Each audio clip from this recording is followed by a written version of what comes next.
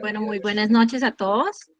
En nombre de la Junta Directiva del Colegio Médico de Santander, les damos la bienvenida a este webinar de hoy acerca de un tema que definitivamente nos compete y nos interesa a todos los que hacemos parte del sector salud. Hoy nos acompaña un paisano, porque el doctor Néstor Gómez se encuentra en Bogotá, pero él mismo dijo que cómo le iba a decir que no al Colegio Médico de Santander si es aquí donde nació y aquí tiene familia y amigos de toda la vida. De modo que nos sentimos muy, muy agradecidos y honrados de poder contar con su presencia y de que nos haya podido aceptar nuestra invitación. El doctor Néstor es abogado de la Universidad Externado de Colombia, con maestría en responsabilidad civil de la misma.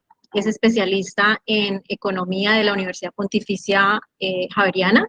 Fue auxiliar del Magistrado Tribunal Superior de Bogotá y actualmente es asesor en responsabilidad médica y gerente de CORE, una empresa del grupo ESCARE de la Asociación Colombiana de Anestesiología y de Reanimación.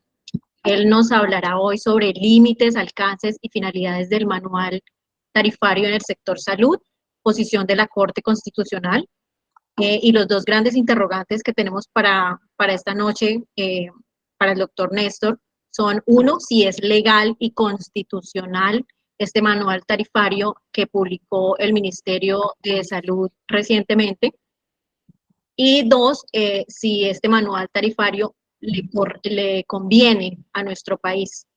Les agradecemos a todos mantener los micrófonos apagados durante la intervención, que será aproximadamente de 45 minutos.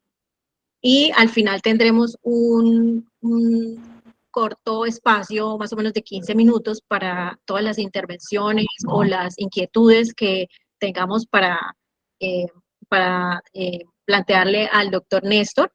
Esta charla adicionalmente será cargada en la cuenta de YouTube del Colegio Médico de Santander para quienes quieran posteriormente consultarla nuevamente.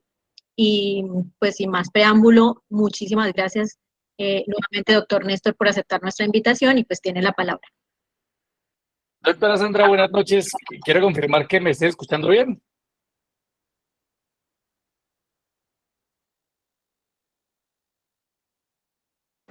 Sí, se escucha bien. Se oye bien. Perfecto. Buenas noches a todas las personas que nos acompañan hoy. Un agradecimiento al Colegio Médico de Santander por la invitación, a todas las personas que nos acompañan hoy, pues bienvenidos a este espacio, digamos, de disertación, si se quiere, de discusión con respecto a este tema de las tarifas que para todos ha sido tan complejo. No tengo en esta plataforma la posibilidad de ver quién levanta la mano, quién participa. Entonces, por esas limitaciones funcionales de la plataforma, si quieren podemos dejar las preguntas para el final, con el propósito de avanzar rápido en lo que corresponde a la presentación y entrar obviamente en lo que considero más importante, que es un poco hacer una discusión sobre el tema de las tarifas en el país, un aspecto que ha sido ampliamente discutido las últimas semanas. Esta presentación empieza básicamente tiene tres partes principales. La primera parte tiene que ver con algo que son bases, digamos, de algunos conceptos de economía que yo considero muy importantes de cara a poder hacer un análisis sobre el impacto que tiene el manual tarifario, por lo menos ese borrador desafortunado o infortunado que publicó el Ministerio de Salud y Protección Social y que luego descargó. Luego veremos algo que tiene que ver con los fundamentos constitucionales de la intervención económica del Estado o las posibilidades que el Estado tiene de intervenir en la economía en particular.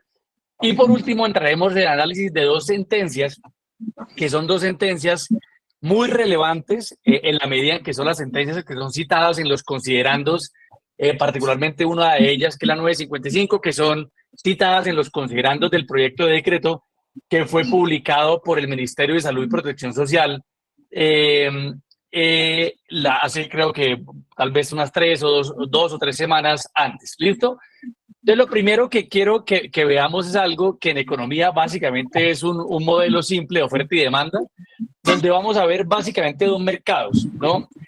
Doctora Sandra, escúcheme, ¿será que usted me puede ayudar con los micrófonos? Es que como tengo audífonos, el ruido para yo poder escuchar las preguntas, el ruido que se hace de alguna manera no me deja escuchar bien. Entonces no sé si alguien me puede ayudar con los micrófonos. Por favor, todos apaguemos los micrófonos. Listo, mientras tanto les voy contando, básicamente esto es un mercado, ¿no? Y aquí consideraríamos un mercado de trabajo. En un mercado de trabajo, básicamente como en cualquier mercado, pues tenemos oferta y tenemos demanda, y sabemos que en términos generales el modelo, digamos, simple de esta intersección nos señala que el precio que se paga, en este caso para quienes son ofertantes, está en el punto de equilibrio que básicamente representa la intersección entre oferta y demanda. Esto básicamente es una simplificación, como todos los modelos, de lo que implicaría un análisis sobre el mercado de trabajo. Entonces, este modelo lo que nos quiere decir es que la oferta de profesionales que tiene pendiente negativa, que tiene pendiente positiva, interseca con la demanda que las IPS tiene por esa oferta de trabajo que tiene pendiente negativa, y que en esa intersección se fija el precio, porque en esa intersección es donde está el precio de equilibrio, ¿no? Aquí hay una frase que me parece muy importante que tengamos todos en cuenta, y es que ya van a ver por qué más adelante esto es importante. Es que la primera y más importante obligación de cualquier oferente en cualquier mercado es competir. Y resalto competir porque ya van a ver ustedes lo que señala la Corte Constitucional al respecto de la finalidad de los tarifarios. Entonces, básicamente, tengan en cuenta que tenemos una oferta en el mercado de trabajo. Los profesionales de la salud son ofertantes. En ese mismo mercado de trabajo, las IPS son demandantes, obviamente por fuerza laboral o por fuerza de trabajo, y que la oferta de trabajo tiene pendiente positiva. Esto es porque a mayor es el precio, es decir, a mayor la remuneración, mayor será la oferta de profesionales. Claro, esto tiene un sentido lógico, y es que entre más alta sea la remuneración por ciertos oficios o trabajos o profesiones, pues mayor será, por supuesto, el incentivo que existe para formarse en esa profesión o oficio, y por tanto mayor será la oferta. Por eso es que la pendiente de la oferta de profesionales tiene pendiente positiva o es positiva, y es contrario a lo que pasa con la demanda. Esto es la demanda por trabajadores que tienen quienes son los empleadores o contratantes, que son las IPS, tiene pendiente negativa, porque a mayor sea el precio, pues menor será la demanda, por supuesto, por esa fuerza de trabajo. Y que en ese punto donde interseca la oferta con la demanda, pues tenemos un punto de equilibrio, que es donde se coloca tradicionalmente el precio, ¿sí? Y si un mercado no es intervenido, el precio lo coloca el equilibrio, ¿no? Esto es importante que lo tengan en cuenta. En un mercado que no ha sido intervenido, el precio lo coloca el equilibrio, que es el punto donde interseca la oferta con la demanda. Eso es una primera premisa, digamos, que es básica en un modelo de esta naturaleza. Ahora lo que quiero mostrarles es básicamente una simplificación, como insisto, es cualquier modelo. ¿Qué pasaría cuando uno interviene el precio? Cuando uno interviene el precio, tiene dos posibilidades: o está por encima del punto de equilibrio o está por debajo del punto de equilibrio. Si uno se coloca por encima del punto de equilibrio, esto quiere decir que ha creado un precio mínimo relevante. Es un precio mínimo relevante precisamente porque el precio mínimo está por encima del punto de equilibrio. Si yo creo un precio mínimo relevante, esto es un precio que está por encima del punto de equilibrio, lo primero que hago es que la demanda, por eso que se está ofertando, disminuye, porque recuerden que la demanda tiene pendiente negativa, y en cambio la oferta la oferta aumenta, porque está aumentando el precio mínimo sobre ese valor, y entonces la oferta estaría aumentando y se crea una brecha, ¿no?, entre las demandas que tienen los empleadores con respecto a los ofertantes que tienen, digamos, que están en ese mercado, que en este caso son los profesionales de la salud. Eso se llama un precio mínimo relevante.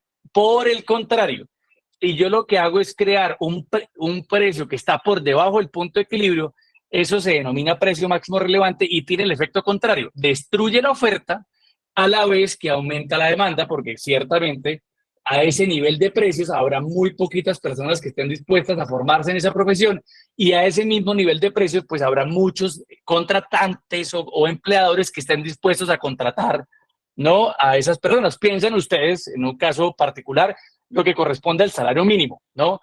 El salario mínimo, muchos economistas lo denominan como un precio mínimo relevante, y la diferencia que hay ahí pues es lo que se denomina desempleo, ¿no? Aquí estaríamos hablando básicamente de la creación de un precio máximo relevante o de un precio mínimo relevante. Lo mismo pasa en el mercado de servicios, porque recuerden que el primer impacto que se tiene con respecto a la prestación de servicios de salud tiene que ver con los prestadores. Entonces, en el mercado de servicios de salud tenemos básicamente las dos curvas, sino que en este caso las IPS son las ofertantes, es decir, quien tiene una oferta de servicios en el mercado de prestación de servicios de salud, pues son las IPS y con ellas pasa exactamente lo mismo. En este caso, la pendiente de oferta sigue siendo una pendiente positiva en la medida en que a mayor precio, pues uno esperará que mayor sea la oferta de servicios y a menor precio, pues será menor la oferta de servicios. Y en este mercado, los pacientes son quienes demandan esos servicios que prestan las IPS. Y pasa exactamente lo mismo. El punto de equilibrio refleja básicamente donde se interseca la oferta con la demanda. Y en ese punto de equilibrio, pues básicamente habrá un equilibrio entre los servicios ofertados con los servicios que son demandados por los pacientes. Nuevamente, si yo en punto de equilibrio, el precio corresponde a ese equilibrio. Si yo lo que hago es intervenir en este mercado y pongo el precio por encima, básicamente pasa lo mismo. Si yo pongo el precio por encima del punto de equilibrio, lo que estoy creando es un precio mínimo relevante. En ese contexto, lo que va a pasar, digamos, en el contexto del sistema de salud colombiano, es que habrá muchas más personas dispuestas a, digamos, a ser ofertantes dentro de este mercado. Es decir, habrá muchas más personas que digan, a ese precio yo estoy interesado en abrir servicios, pero por supuesto, no, a ese precio pues habrá mucho menos demanda, o por lo menos más que la demanda en este mercado es particularmente inelástica. Lo que pasará es que a ese nivel de precios pues los recursos serán insuficientes para poder pagar, ¿no?, lo que corresponde a la prestación de los servicios de salud. Si yo, por el contrario, pienso en lo mismo, lo que hago es poner el precio por debajo del punto de equilibrio, pues básicamente lo que estoy es destruyendo la oferta. La gráfica, digamos, es bastante diciente en eso. Si yo pongo el precio por debajo del punto de equilibrio, lo que estoy haciendo es destruir la oferta, en este caso, destruir la oferta que representan los prestadores de servicios de salud, y a ese mismo nivel de precio, pues lo que estoy haciendo es estimulando la demanda, porque a ese nivel de precio obviamente alcanzará para pagar más servicios y tecnologías puesto en un mercado de esta naturaleza. ¿Listo? Este es un mercado de lo que representa tanto el mercado de trabajo como el mercado de servicios, y básicamente muestra los equilibrios que un sistema de mercados pretende defender. Por eso es que los economistas se riñen mucho con cualquier intervención que tenga que ver de alguna manera, con intervenir los precios. Los precios, de alguna manera, están reflejando, digamos, los precios es un elemento del mercado que contiene mucha información, y parte de la información que contienen es, por ejemplo, información asociada a la estructura de costos, información asociada a los costos fijos, a los costos variables, a los costos de oportunidad, a los márgenes mínimos de utilidad. Estará de alguna manera el precio dando información en el mercado con respecto a qué tan apreciado es un bien y un servicio en un mercado. Los precios reflejan de alguna manera la elasticidad, tanto precio y demanda como precio e ingreso, y eso de alguna manera es algo que los mercados que se pretenden libres quieren proteger en la medida en que el precio es un elemento fundamental de cualquier mercado que quiera llegar a punto de equilibrio. Por eso es que en términos generales los economistas son muy reacios a intervenir el precio por el miedo de quedar por encima o quedar por debajo del punto del equilibrio en lo que serían los precios mínimos relevantes o los precios máximos relevantes. Claro, lo que pasa es que el Estado de alguna manera tiene que intervenir, ¿no? El Estado cumple un papel regulatorio dentro de un sistema de esta naturaleza, porque lo cierto es que aunque en principio los mercados tienden a equilibrarse y en esa medida son muy buenos asignadores de los recursos, lo cierto es que en la práctica los mercados pueden de alguna manera tener, ¿no?, algunas deficiencias. Por eso es que el Estado en una economía de libre mercado pues cumple unos papeles, ¿no? En términos generales, ¿cuáles son los papeles que cumple el Estado para efectos de desarrollar su intervención en la economía? Básicamente son 4 funciones que cumple el Estado. Lo primero que hace el Estado es asignar correctamente los derechos de propiedad, ¿no? Algo que tiene que hacer el Estado básicamente tiene que ver con garantizar la defensa de la propiedad privada en un sistema de libre mercado, por supuesto, y eso implicará no solamente asignar y titular correctamente los derechos, sino tener cómo permitirle a las personas titulares de ciertos derechos, cómo defenderlos sin acudir, por supuesto, a la violencia, que es parte, digamos, de lo que se hace, y es lo que hemos visto a lo largo de los últimos 100 años en este país con respecto a la asignación de los títulos de la propiedad rural. Parte de lo que muchas veces he explicado, el conflicto armado colombiano tiene que ver con el hecho de que no hemos podido asignar y defender correctamente los derechos de propiedad, sobre todo en los campos de este país, y ese viene a ser un primer papel del Estado, que debe intervenir en ese punto en lo que corresponde a la lógica de del libre mercado. Lo siguiente que tiene que hacer el Estado colombiano o cualquier Estado es crear mecanismos para hacer valer los derechos.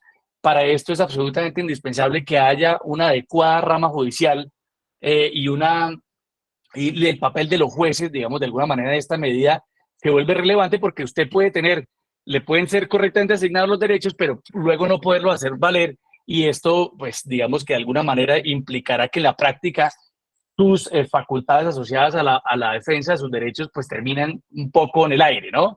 Lo tercero que tiene que hacer el Estado es corregir las fallas del mercado, y básicamente las fallas del mercado usted las pueden medir básicamente por tres elementos. El primero era porque haya una distribución inequitativa de los recursos, y el Estado debe intervenir para poder corregir esa falla. De hecho, parte de las razones que explican por qué el Estado interviene en los servicios públicos y por qué el Estado debe intervenir en particular en lo que corresponde al servicio de salud, es porque si bien a partir de la reforma de la Ley 100 del año 93 hemos podido aumentar la oferta de servicios de manera muy importante, la distribución de esos servicios y el acceso real a los servicios es muy inequitativa.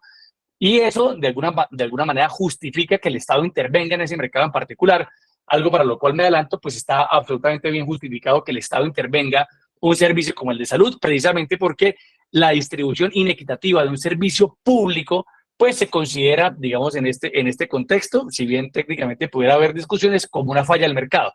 También es una falla del mercado que hayan personas dentro de ese mercado que tengan tanto poder dentro del mercado, es decir, tengan tanta participación en un mercado, que puedan influir en el sistema de precios. Básicamente lo que se quiere evitar con que una persona o una persona natural o jurídica tenga tanto poder en un mercado, sea porque es el único comprador o es el único vendedor, es porque esas personas, dada la razón de concentración que tiene ese mercado en particular, pues pudieran influir en el sistema de precios. Es decir, una empresa con monopolio pues termina por definir los precios, y es algo que las personas no quieren porque, insisto, el precio en un mercado libre lo fija es básicamente el equilibrio. Y lo tercero que tiene que hacer el Estado es corregir las externalidades, que es básicamente cuando en el desarrollo de cierta actividad productiva, los costos de la actividad productiva terminan de alguna manera asumiendo los terceros y no quien produce ese costo en particular. Y por último, pues debe el Estado impulsar el equilibrio a corto plazo. Ustedes han escuchado a Petro en los últimos años, y a Duque cuando fue la pandemia, y es que los estados no pueden en el corto plazo mejorar la tendencia, pero sí pueden impulsar el equilibrio en eso que se llaman intervenciones contracíclicas. Cuando cuando la actividad económica se contrae, el Estado de alguna manera impulsa el gasto, porque el Estado no tiene propensión marginal al ahorro, y debido a que puede impulsar el equilibrio en el corto, o más bien impulsar el equilibrio en el corto plazo aumentando el gasto público, pues el Estado de alguna manera trata de corregir esas desviaciones, ¿no? Si bien en el largo plazo es más difícil porque tendría que hacer intervenciones de largo plazo, denominadas inversiones, que pudieran mejorar la tendencia. Todo esto para decirles que, sin duda, pues el Estado colombiano tiene que intervenir, ¿no? Y ya vimos que básicamente tiene que intervenir en un sistema que pretende fijar los precios en un punto de equilibrio. Ahora, lo que me importa es que tengamos en cuenta tres normas de la Constitución, o dos normas de la Constitución, que de alguna manera justifican lo que está haciendo, lo que está intentando hacer el gobierno a través de la disposición o la puesta en consideración del tarifario. Entonces, nosotros tenemos el artículo 333 de la Constitución, resalto lo más importante, que dice: la actividad económica y la iniciativa privada son libres dentro de los límites del bien común, que es lo primero, digamos, que se resalta el artículo 333. Nos dice también que la libre competencia económica es un derecho de todos que supone responsabilidades. Y por último, más allá de los dos incisos que también trae el artículo, nos señala que el Estado, por mandato de la ley, impedirá que se obstruya o se restrinja la libertad económica, y evitará o controlará cualquier abuso que personas o empresas hagan de su posición dominante en el mercado nacional. Entonces, fíjense que lo que quiere, en principio, el Estado colombiano es que el precio sea fijado por el equilibrio, ¿no? Y esto voy a repetirlo muchas veces porque es absolutamente importante, ya que el tarifario está interviniendo uno de los elementos más importantes de cualquier sistema de mercado o de libre mercado, que es la fijación del precio bajo la lógica del equilibrio entre oferta y demanda. Luego está el artículo 334, Y entonces nos dice, la Dirección General de la Economía estará a cargo del Estado. El Estado intervendrá por mandato de la ley en la exploración de los recursos naturales, en el uso del suelo, en la producción, distribución, utilización y consumo de los bienes y los servicios públicos y privados, con un propósito, para racionalizar la economía con el fin de conseguir en el plano nacional y territorial, en un marco de sostenibilidad fiscal, el mejoramiento de la calidad de vida de los habitantes, la distribución equitativa de las oportunidades, esto es muy importante, y de los beneficios del desarrollo y la preservación de un ambiente sano. No, en cualquier caso, nos dice la norma, el gasto público social será prioritario. Luego nos dice, el Estado de manera especial intervendrá para dar pleno empleo a los recursos humanos y asegurar de manera progresiva que todas las personas, en particular las de menores ingresos, tengan acceso efectivo al conjunto de los bienes y servicios básicos, también para promover la productividad y competitividad y el desarrollo armónico de las regiones. Y hay un parágrafo que es muy relevante en esta discusión que señala que al interpretar el presente artículo, bajo ninguna circunstancia, autoridad alguna de naturaleza administrativa, legislativa o judicial podrá invocar la sostenibilidad fiscal para menoscabar los derechos fundamentales, restringir su alcance o negar su protección efectiva.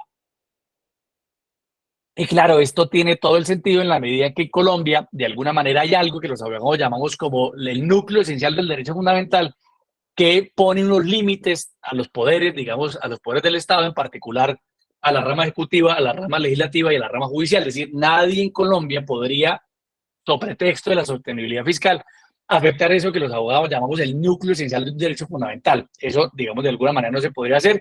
Y hay una norma específica, que es el parágrafo del artículo 334, que dice que la sostenibilidad fiscal no puede servir como pretexto para menoscabar los derechos fundamentales, en este caso, lo que corresponde al derecho fundamental a la salud. Ahora, por supuesto, esto en la práctica es más fácil escribirlo que llevarlo a la práctica, obviamente, por lo que implica tratar de satisfacer necesidades infinitas a través de recursos finitos, que es básicamente la tensión ética que de alguna manera protagoniza el sistema de salud en Colombia y en el mundo. Dicho lo anterior, quiero que ustedes se lleven dos normas que son, o tres normas que son muy importantes de cara a lo que corresponde a lo que está pasando con el tarifario en esta oportunidad, que no pasaba antes, porque recuerden que nosotros venimos de un tarifario que es el decreto 2423 del año 96, que fija las tarifas en el SOAT, que luego fue modificado por el decreto 887 del año 2001 y que posteriormente fue recogido por el decreto 180 del 2016, que compila todas las normas del sector salud. En esta oportunidad, esa exposición de decreto tiene un alcance distinto a lo que veníamos. ¿Qué dice? Perdóname. Pues me sacaste de la pantalla. ¿Aló? Perdóname. Por favor, apagamos los micrófonos. Ok. Fue alguien que lo abrió. Pensé que me estaban diciendo algo. Listo. Entonces, recuerden que veníamos básicamente de esos dos decretos que de alguna manera regulaban el tema de las tarifas SOAT, ¿no? Y que de alguna manera delimitaban el alcance de lo que el ministerio quiere y puede hacer ahora de cara a unas normas que no estaban vigentes para el año 96, que es el antecedente que tenemos con respecto a la fijación de las tarifas SOAT. Entonces, fíjense que hay un artículo que dice lo siguiente, que es importante y por eso la charla se llama así. Es función del Congreso de la República expedir las leyes de intervención económica previstas en el artículo 334, que fue el que acabamos de leer, las cuales deberán precisar los fines, alcances y límites a la libertad económica. Entonces, esto es muy importante. Lo primero que nos dice la norma es el legislador puede intervenir en la economía, ni más faltaba, es una de sus posibilidades. Lo que pasa es que cuando el legislador de alguna manera intenta intervenir en la economía, esa norma que está expidiendo debe precisar los fines, alcances y límites de la libertad económica. Y si no la define, pues básicamente esa norma de alguna manera pudiera ser considerada inconstitucional. Luego el artículo 48 nos dice la seguridad social es un servicio público y adicionalmente el artículo 49 nos dice la atención básica para todos los habitantes será gratuita y obligatoria. Este artículo 49 va a ser muy relevante de cara a algo que vamos a ver aquí en adelante. Entonces, hasta aquí, ¿qué tenemos? Básicamente que los precios en un mercado libre se fijan por equilibrio. Tenemos que si usted interviene el precio, corre el riesgo de crear un precio máximo relevante o un precio mínimo relevante. Tenemos que el Estado colombiano tiene unos papeles que hacer en la economía y que parte de lo que quiere hacer el Estado colombiano cuando interviene es corregir inequidades. Tenemos que el Congreso de la República tiene la potestad de expedir algunas normas, pero que cuando las expide con el propósito de intervenir la economía, debe precisar los fines, alcances y los límites. Y tenemos básicamente que la seguridad social es un servicio público y que la atención básica será gratuita. En ese contexto, entonces es muy importante tener en cuenta dos conceptos adicionales. Todo esto como, digamos, como antesala a poder explicar qué es lo que pasa con el tarifario actualmente. En Colombia existen básicamente dos comportamientos, si se quiere, o dos tipologías de comportamientos que se consideran ilícitos desde el punto de vista de la protección de la competencia. De un lado, la competencia leal y del otro lado, las prácticas restrictivas de la competencia. Básicamente, la competencia leal será, ¿no?, todo acto que de alguna manera se revele objetivamente idóneo para mantener o incrementar la participación en el mercado de quien lo realiza o de un tercero, siempre que, por supuesto, entre o encaje en algunas de las tipologías de competencia leal que están previstas en la ley 256. Entonces, nos dice, todo acto u hecho que se realice en el mercado con fines concurrenciales, que son todos aquellos que tienen la finalidad de aumentar la participación en el mercado, cuando resulte contrario a las sanas costumbres mercantiles, al principio de la buena fe, al uso no honesto en materia industrial y comercial, o bien cuando esté encaminado a afectar o afecte la libertad de decisión del comprador o consumidor o el funcionamiento concurrencial del mercado. Entonces, lo primero que nos dice la norma es cualquier acto que corresponda a la competencia leal en Colombia está de alguna manera restringido, sobre todo si ese acto tiene finalidades concurrenciales porque permite que un participante del mercado aumente su cuota dentro de ese mercado. Y luego nos dice que también están prohibidas las prácticas que son consideradas restrictivas de la competencia. Entonces nos dice toda clase de prácticas, procedimientos, sistemas, acuerdos, actos o abuso de la posición dominante tendientes a limitar la libre competencia con el propósito de determinar o mantener precios inequitativos en perjuicio de los consumidores y los productores de materias primas está en Colombia sancionado. Entonces será competencia desleal, por ejemplo, el aprovechamiento de la reputación ajena, y será una práctica restrictiva de la competencia, por ejemplo, los acuerdos. Ustedes recuerdan el tema del cartel de los pañales, por ejemplo. El tema de los carteles de los pañales, la cartelización es básicamente una práctica restrictiva de la competencia porque permite que ciertos competidores dejen de competir y en la medida en que dejan de competir, pues logran hacer una intervención en el mercado, logrando fijar, ¿no?, o intervenir de manera fraudulenta el sistema de precios que debería ser fijado por equilibrios. Lo mismo pasa con el abuso de posición dominante, que es una práctica restrictiva de la competencia porque quien tiene posición dominante y abusa de ella, pues nuevamente puede intervenir los precios. Entonces, en Colombia está prohibida la competencia leal y está prohibida la práctica restrictiva de la competencia. Básicamente, en términos generales, lo que se quiere es que nada ni nada puede de alguna manera impedir un juego de libre competencia que pueda permitir la fijación libre de los precios. Básicamente es en general lo que quiere el Estado colombiano cuando sanciona estas dos conductas. En un mercado en competencia, como podría ser el mercado de salud, básicamente tenemos muchos compradores, muchos vendedores, vienen muy parecidos, hay libertad de entrada y libertad de salida y todas las personas tienen información perfecta, y en un mercado competitivo todas las personas toman el precio. ¿Qué quiere decir que una persona tome el precio? Básicamente que no lo puede fijar a su gusto, ¿no? Yo no puedo decir, no sé, yo como abogado ahorita mis honorarios son 15 millones de pesos la hora, porque simplemente en este mercado hay muchos abogados y muchas personas que piden los servicios de los abogados. Los servicios que prestamos los abogados son más o menos parecidos, y si yo cobro 15 millones de pesos, simplemente el mercado me saca. Ya está. Luego es el mercado el que termina definiendo más o menos cuánto debería ser en unos intervalos la remuneración por el trabajo de los abogados. En términos generales, así funciona para todo. Dicho esto, y ya tenemos unos conceptos claros de lo que corresponde al tema económico, vamos a ver qué es lo que pasa con este tarifario en particular, que, insisto, era algo que no estaba vigente en el año 96, cuando se hizo el primer tarifario que fijaba la remuneración por la atención de los accidentes de tránsito, que es un poco lo que nos trae a colación esta oportunidad. Resulta que en Colombia, en el año 2007, salieron dos sentencias, ¿no? Dos sentencias que definían las posibilidades que el legislador tenía con respecto a otorgarle a la administración, en particular al Ministerio de Salud y Protección Social, la facultad de definir tarifas. Esas sentencias, la primera sentencia es la sentencia C-137 del año 2007, que termina por definir la inexequibilidad del artículo 42 de la ley 812. Esa ley 812 es, tal vez como antecedente, la primera que dice que el gobierno nacional Ministerio de Protección Social establecerá un sistema de tarifas mínimas para la prestación de los servicios de salud. En el año 2007, la Corte analiza ese artículo 42 y considera que ese artículo 42 es inexigible. Esto es, lo saca del ordenamiento jurídico por ser contrario a la Constitución. ¿Y por qué considera la Corte que esto no puede, digamos, que esto es contrario a la Constitución? Básicamente porque la norma no precisa los fines, alcances y límites de la libertad económica, que era algo que está de manera muy clara en el artículo 150 constitucional, y por tanto, ¿no?, los límites, alcances y fines de la libertad no pueden ser definidos por el Ejecutivo, esto es por el Ministerio. Esa es la primera razón que tiene para decir esa ley 812, artículo 42, es inexequible. Lo segundo es porque aquí hay, creo, una confusión de parte de la Corte, a mi parecer, y es que la Corte entiende que aquí cuando se habla de tarifas, está hablando de las tarifas como parte de como parte de la tasa, ¿no? La tasa es básicamente una contribución y un elemento de las tasas, digamos, hace parte del sistema tributario colombiano, pues básicamente es la tarifa. Y la Corte le dice en esta sentencia, si usted quiere crear una tarifa como elemento de la tasa, tiene que fijar un método y un sistema, y el artículo 42 de la ley 812, pues no lo define. Entonces, por eso también la considera inconstitucional.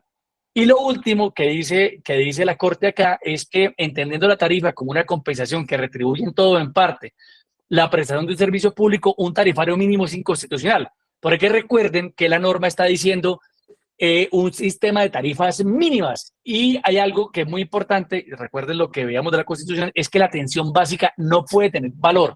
La atención básica en Colombia tiene que ser sí o sí gratuita porque así lo dispone la Constitución. Y por tanto, la Corte está diciendo un sistema de tarifas mínimas en Colombia sería inconstitucional, sobre todo en este caso en particular porque no se tiene en cuenta quién debe pagar la tarifa. Aquí, si ustedes miran, no dice si la tarifa es tarifas que se quieren cobrar a los usuarios o pacientes o tarifas que cobran los prestadores a los aseguradores. Eso en esta norma no está clara. Luego, pues si ustedes buscan los antecedentes, uno pudiera tener claro que lo que quería el artículo 42 de la ley 812 básicamente era crear tarifas que fijaran los precios que cobraban los prestadores a los aseguradores, pero eso no estaba del todo claro. Entonces, como no precisa quién debe pagar la tarifa, ni fija parámetros objetivos para su fijación, la Corte dice, esa norma es inconstitucional y la saca. Hasta ese momento, incluyéndome, yo tenía la absoluta convicción de que el Ministerio de Salud y Protección Social no tenía facultades para expedir un tarifario. ¿Por qué? Porque, pues, en efecto, la Corte ya había dicho, ese artículo 42 que le daba la facultad es inexigible. Sin embargo, y esto marca bastante bien la tendencia de lo que quiere el Ministerio no está haciendo alusión. Miren, si quieren, ahorita podemos proyectar los considerandos del decreto que colgaron y descolgaron, porque ellos se basan no en el artículo 42 de la ley 814, claro, no podrían porque además ese artículo fue declarado inexigible, sino en el artículo 7º de la ley 1122, que definía que una de las funciones de la Comisión de Regulación de Salud era la siguiente. Entonces, ese artículo 7º, numeral 7º de la ley 1122 del año 2007. Eso tenganlo en cuenta porque esta es la base que de alguna manera,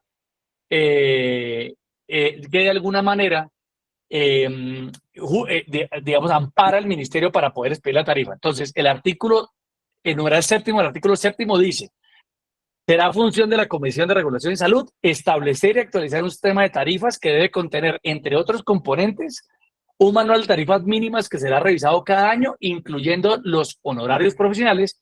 En caso de no revisarse, el mismo será indexado con la inflación causada. Ahora, con eso de la inflación causada, no me dejen olvidar, doctora Sandra, hay un tema con las unidades de valor básico que para mí también es problemática y que estuvimos estudiando esta mañana, que vale la pena que todos ustedes tengan en cuenta, porque la norma sí señala que los tarifarios, si bien se pueden hacer, tienen que ser indexados con cargo a la inflación. ¿Listo?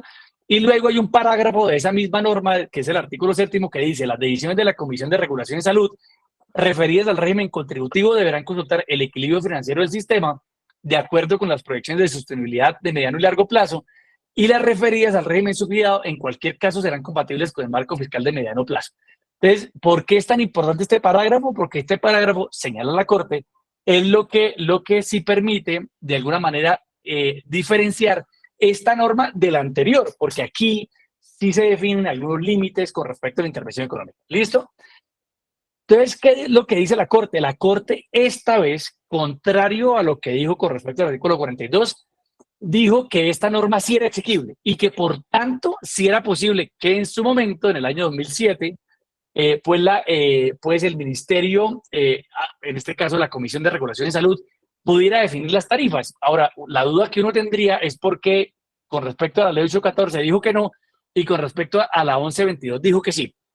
Voy a resaltar las razones para declarar exequible este artículo y lo que ustedes van a ver en unos recuadros, de alguna manera en un color aguamarina, son las directrices que la Corte le está dando al Ministerio de cara a la constitucionalidad condicionada de esta norma para que sean incorporadas en el tarifario, porque hay un punto que yo quiero que ustedes se lleven, es que la Corte en esta sentencia le está diciendo al Ministerio cómo tiene que fijar el tarifario.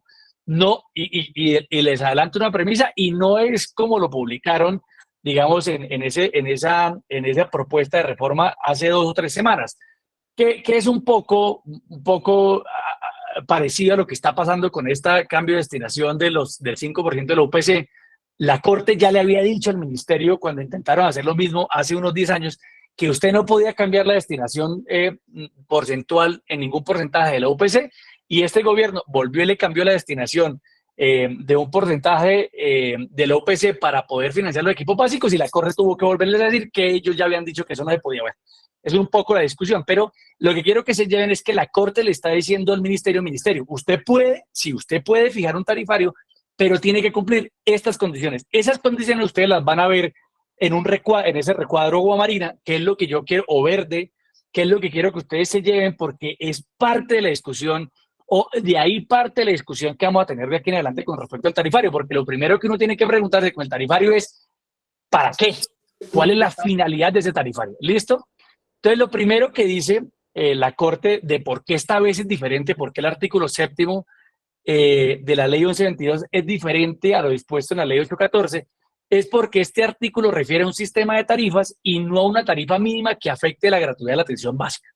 Es lo primero que está diciendo. Si bien habla de sistema de tarifas mínimas, ahí, digamos, la Corte le da un alcance y dice, esto es un sistema de tarifas y no hace referencia a una tarifa mínima que afecte la gratuidad de la atención básica. Entonces, ese primer punto que sí pasa en la 814 está resuelto. Lo segundo es que los límites de la intervención económica se encuentran previstos en el parágrafo del artículo parágrafo tercero del artículo 7º. Fíjense que ahí le dice que el Estado colombiano o el Ministerio, o en ese momento la CRES, debe tener en cuenta los principios de sostenibilidad fiscal, debe tener en cuenta que solo puede existir ese tarifario para el régimen contributivo y para el régimen subsidiado. Es decir, de alguna manera, el parágrafo tercero del artículo 7º sí le está diciendo al Ministerio, en ese momento a la CRES, cuáles son los límites de las potestades que tiene al momento de fijar el tarifario. Y aquí viene la primera condición, ¿no?, que le pone la Corte al tarifario. Y aquí insisto que esto es obligatorio. De un tarifario, si lo quiere despedir, debe responder a esto. Entonces, lo primero que le dice la Corte al Ministerio es, el Ministerio, si quiere despedir el tarifario, debe examinar las implicaciones de todas las variables: contenido del plan de beneficios, el número de afiliados cotizantes y de beneficiarios, el costo de los honorarios de los profesionales, los insumos, los costos administrativos y operativos, de cara, o más bien porque estos inciden en el equilibrio financiero, su sostenibilidad en el largo plazo y su compatibilidad con el marco fiscal. Entonces, lo primero que uno quisiera saber del Ministerio es si el Ministerio, cuando intentó pedir este tarifario, analizó todas estas variables, que es lo primero. La Corte le dice, hágalo, pero antes de hacerlo, usted tiene que analizar todas estas variables de cara a garantizar, ¿no?, una finalidad muy específica en el tarifario que ustedes ya van a ver. ¿Listo? Lo tercero que dice la Corte, por lo que esta norma no se parece a la prevista en la 814, es que las funciones de la Comisión se restringen a la fijación de tarifas únicamente para el régimen contributivo y el régimen subsidiado. Es decir, aquí está limitado, y esto lo repite la Corte varias veces, ¿no? Algo que vale la pena tener en cuenta, sobre todo porque hay que definir bastante bien cuál es el alcance de lo que puede hacer el Ministerio, por lo menos con apoyo en esta norma, que es la que citan en los considerandos del decreto que colgaron y descolgaron. Lo cuarto, por lo que esta norma es diferente a la prevista en la 814, es porque este sistema tarifario no tiene ninguna relación con los pagos moderadores, pues son funciones distintas, porque recuerden que lo que pasaba en la ley 814 es que la Corte en ese momento no entendía si la tarifa mínima era para cobrarle a los usuarios, que podría ser, digamos, para entrar dentro del concepto de pagos moderadores, o eran tarifas que iban a cobrar los prestadores a los aseguradores. La Corte entiende que esta vez sí se trata, ¿no?, de un concepto distinto a los pagos moderadores y que, por tanto, cuando se habla de las tarifas, no están hablando de las tarifas que se van a cobrar a los usuarios o pacientes, y esto era muy importante. Quinto, nos dice que, de conformidad con lo previsto en toda la ley 1122, es claro que ese sistema tarifario implica un precio cobrado por las IPS o las ES y por los profesionales de la salud. Es decir, aquí está muy claro que no son tarifas que se van a cobrar a los usuarios y, por tanto, la Corte entiende que sobre esa lógica pueden expedir el tarifario. Y lo sexto, que me parece lo más relevante de todo lo que hemos visto hasta ahora, es que la Corte dice, recuerden, son fines, alcances y límites. Los alcances y los límites están muy claros, ¿no?, dentro de la norma, pero la finalidad del tarifario sí no está clara.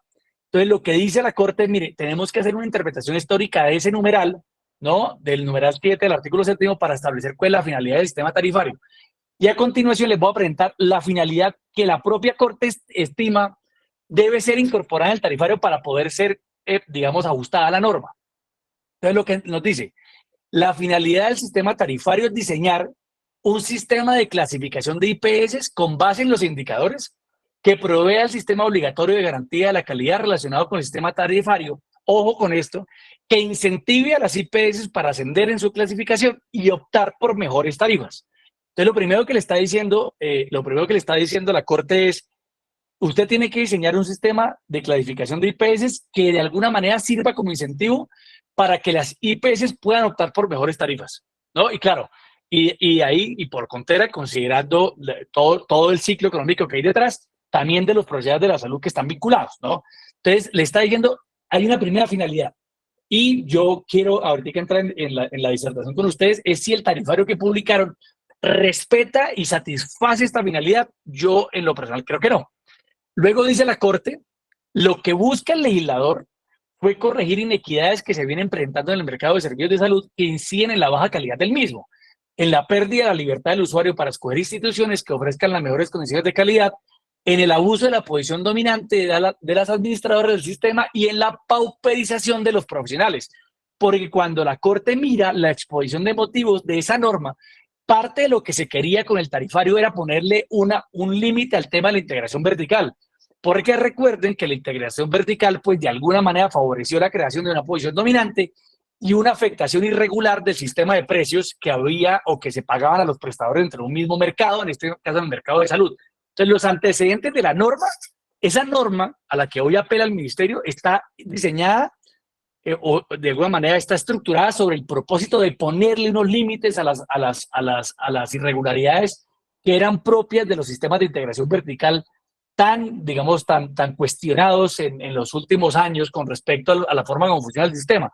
Y fíjense que al final lo que quiere la norma es corregir inequidades que inciden en la baja calidad de la prestación de los servicios, en la pérdida de libertad del usuario para escoger instituciones que ofrezcan mejores condiciones de calidad, en el abuso de la posición dominante y en la pauperización de los profesionales.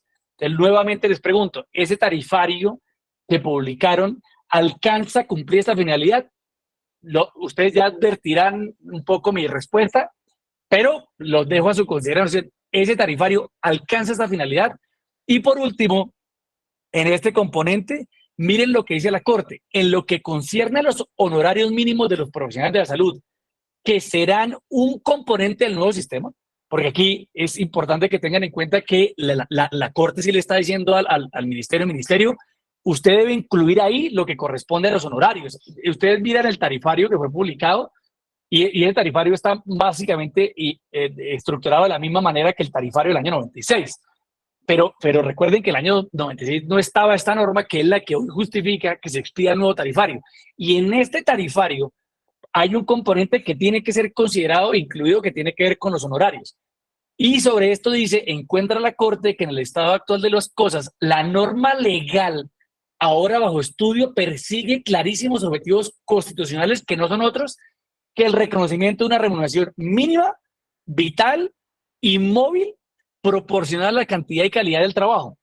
que nuestros profesionales, esto estoy hablando de una cita textual de la sentencia de la Corte, que nuestros profesionales de la salud, algunos de ellos altamente capacitados a costa de inmensos sacrificios personales, familiares, sociales, reciban una remuneración justa por su trabajo y de su dedicación a la comunidad en una de las actividades de mayor servicio social que conoce la humanidad, desarrolla claramente claros postulados constitucionales de reconocimiento de la dignidad y trabajo y de la persona humana, a la par que incentiva a estos profesionales y a las nuevas generaciones que los relevarán al mejoramiento constante de su formación técnica y científica, aparte de eso, de tener que ver con la oferta, porque recuerden que el salario o los honorarios es el precio que se paga por nuestro trabajo, y recuerden que cuando nosotros somos ofertantes en el mercado de trabajo, esa pendiente tiene pendiente positiva, y por tanto a mejor remuneración, pues de alguna manera se puede corregir la brecha que existe hoy con respecto a la escasez por cada 100.000 habitantes que tenemos de profesionales y especialistas en el país.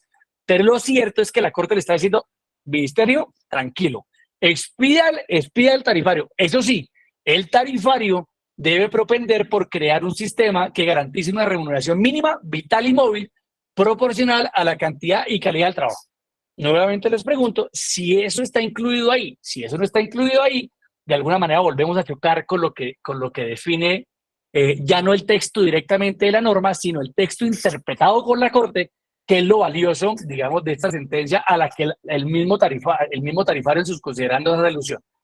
Por último, nos dice, y esto quiero resaltarlo porque son todos profesionales quienes me escuchan, evitar que dichos profesionales se vean pauperizados como consecuencia de la posición dominante que han alcanzado sus empleadores o contratantes, resulta a todas luces un propósito ajustado a la Constitución, ¿no?, que hace parte de esas finalidades.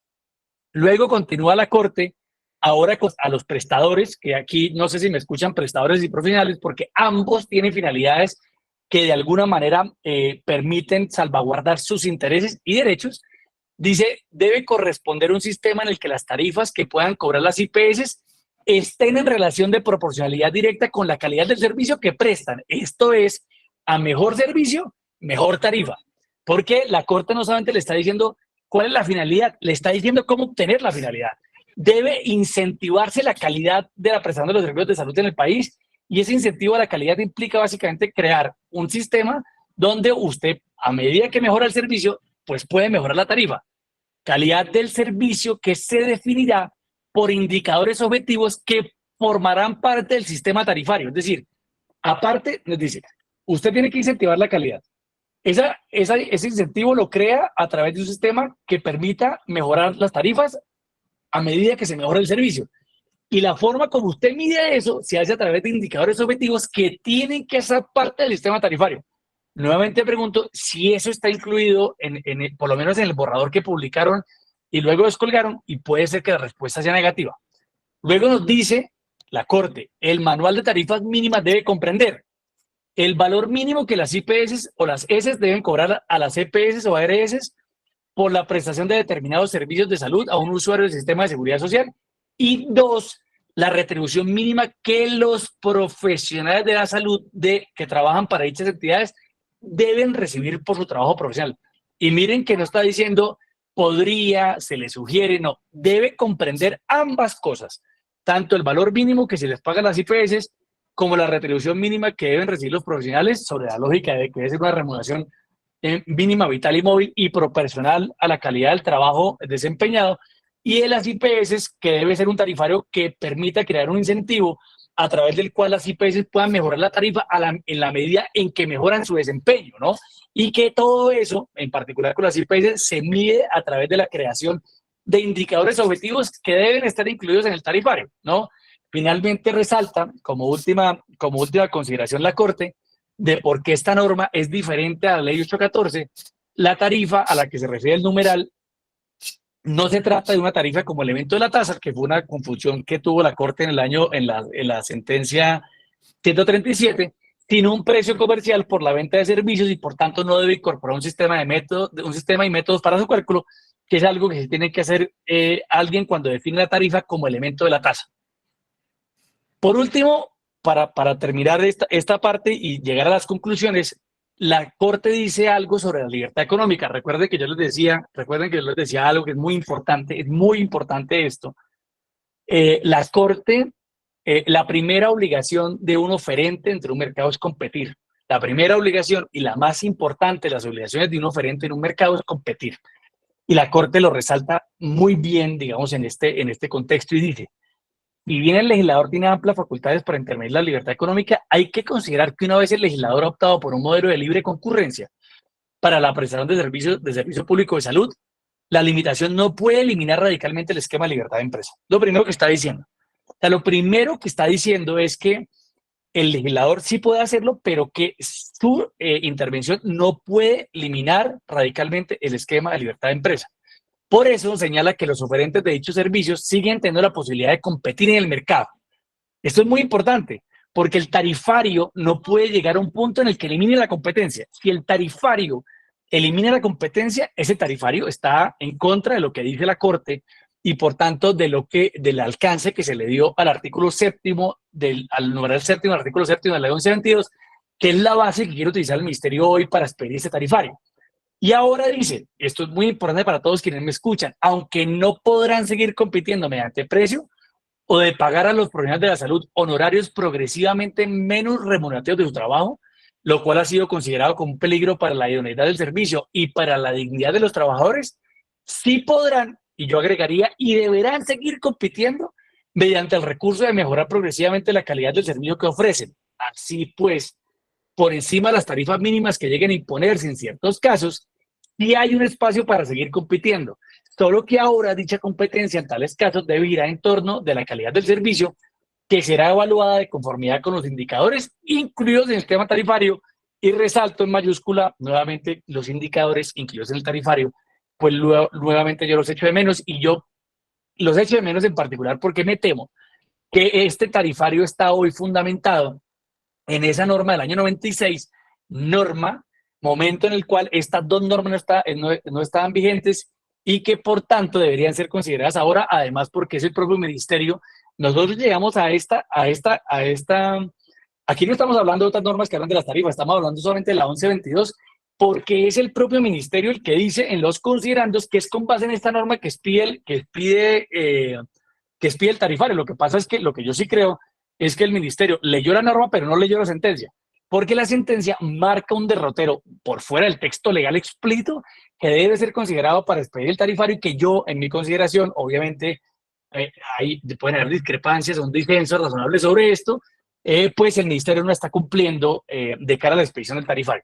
Finalmente, les digo 4 temas que deben ser, que son consideradas. Cualquier sistema tarifario, al menos aquel que se basa en el artículo séptimo, el numeral séptimo del artículo séptimo de la 1122, debe primero considerar todas las variables de sostenibilidad, obviamente lo que corresponde a los equilibrios o al marco fiscal de mediano plazo. Debe de alguna manera respetar una finalidad que no puede ser otra que incentivar la calidad y buscar la mejora en la remuneración del talento humano en salud, y para eso debe incluir indicadores objetivos que de alguna manera garanticen la medición sobre si se está obteniendo o no la finalidad. Debe incentivar la competencia, ya no por precio, esto es claro, ya no por precio, sino por calidad. Y por último, está limitado a los regímenes, por lo menos en lo que corresponde al parágrafo tercero del numeral séptimo del artículo séptimo de la ley 1122, porque así lo dispone la norma y no es lícito para el ministerio cambiarle la finalidad. Yo me temo, como muchas cosas que han pasado, es que o el ministerio no lo sabe, o a pesar de saberlo, de alguna manera entiende esto de manera distinta, y eso puede implicar que nuevamente la Corte tenga que decirle al ministerio, el ministerio o lo hizo mal, o no lo puede hacer, o debe hacerlo de esta manera, porque yo insisto en algo muy importante, y es que en lo que toca con el tarifario, esta sentencia sí marca unos límites, unos alcances y unas finalidades que ojalá el ministerio tenga a bien considerar de cara a garantizar que ese tarifario satisfaga necesidades en las que probablemente todos los que estamos acá estamos de acuerdo. Con esto, doctora Sandra, yo termino cumpliendo exactamente con el tiempo previsto, y esperando para saber si hay alguna consideración o pregunta. Y de nuevo les agradezco, yo sé que el tema puede resultar ser complejo y farragoso, si se quiere, en algunos aspectos, pero creo que es importante de alguna manera sentar unas bases de lo que va a ser una discusión muy interesante, ¿no? Esta discusión seguirá dándose, ni más faltaba todas las posiciones estén, ¿no? En unanimidad, ¿no? Con lo que acabo de exponer, pero hace parte, digamos, de la base sobre la cual se puede discutir y que yo creo que nos permitirá a todos los que estamos en este sector, pues dar una discusión razonada sobre los límites, los alcances y la finalidad del tarifario. Doctora Sandra, del Colegio Médico de Santander, muchas gracias. Perdón haber corrido, perdón si de repente en algún momento puede ser un poco difícil de entender, pero bueno, la idea era mostrar toda la información en este espacio que teníamos. Muchas gracias. Bueno, no, muchísimas gracias por su intervención súper ilustrativa. Tenemos acá un par de personas que han levantado la mano, entonces las voy a ir nombrando como me han aparecido. Está Maruja Ramírez. Puede levantar, abrir el micrófono y ya bajar la mano y pues Ya está puede intervenir en el momento en que desee.